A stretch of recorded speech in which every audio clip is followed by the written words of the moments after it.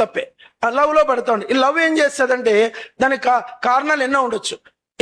ఈ లవ్ అనేది నేను ఒక మాట చెప్పాలనుకున్నా, యవనస్తులు కనుక పెండ్లి దగ్గర మిస్టేక్ చేస్తే మీరు రికవరబుల్ లాస్లోకి వెళ్ళిపోతారు.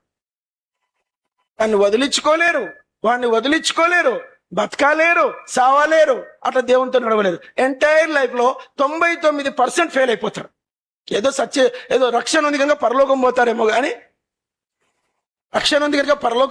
కానీ లవ్ చేయడం ద్వారా ఈ ఎర్త్లీ లైఫ్ లో మాత్రం విశ్వాసులైన వారు మరి ముఖ్యంగా 99% మీ లైఫ్ ఏమైతుందంటే ఖరాబ్ అయిపోతుంది. ఖచ్చితంగా ఎంతో మందిని చూశాను, లవ్ చేసి పెళ్లి చేసుకున్న వాళ్ళ జీవితాలు అల్టిమేట్ వాళ్ళు భూలోకంలో గెటాన్ కావచ్చేమో కానీ నిత్యత్వానికి 0 బ్యాలెన్స్ వెళ్ళాల్సి వస్తుంది.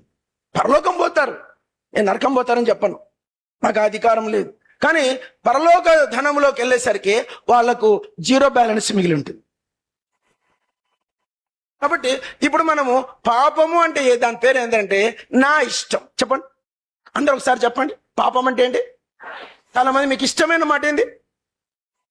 సెల్లు చూడొద్దంటే సదాయిచ్చదు, నేను చూస్తా, నా ఇష్టం అనం, కానీ క్రియల్లో చూపిస్తాం. సెల్లు చూడొద్దురా అంటాం, నాకు ఇష్టం, చూస్తా. అరే వద్దురా, అమ్మాయిని లవ్ చేయొద్దురా, అమ్మాయికి రక్షణ లేదురా, అమ్మాయి నాకు ఇష్టం. వద్దమ్మాయి, అబ్బాయి వద్దమ్మాయి, వాడితో మాట్లాడొద్దు, వాడితో టైం పాస్ చేయొద్దు, వద్దమ్మా, వాడు నేను నష్టపరచ లేదు, నా ఇష్టం. నా ఇష్టం అనేది నీ కొంప ముంచుతాను. నిత్యత్వానికి ఎటర్నల్ ఆఖరికి మీరు ఈ సత్యం ఏమనుకోకండి ప్లీజ్, ఈ సత్యం మీరు తెలుసుకునేసరికి అంత అయిపోయింటుంది. ఈ చిన్న లాజిక్ తెలిసేసరికి చెప్పండి అంత అయిపోయింది, ఇంకేం చేయలేము, ఇంకా చేతులు కాలిపోయింటాయి.